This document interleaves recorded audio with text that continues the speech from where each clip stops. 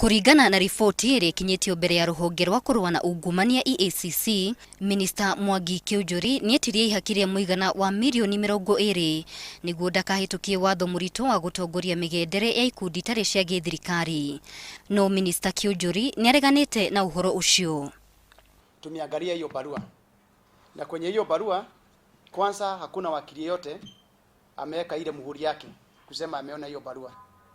Tena tumejaribu kutafuta namba ama address ya huyu mama, haipatikani.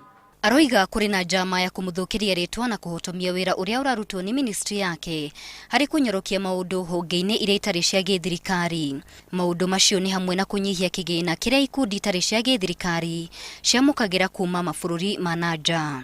Kũratuĩka riboti ĩrĩa ikinyĩtio kũrĩ rũhonge rwa kũrũa na ungumania ĩgĩkuruhania minister na ungumania ĩkĩrĩtwo kĩrore nĩ Delphine Bram Christopher.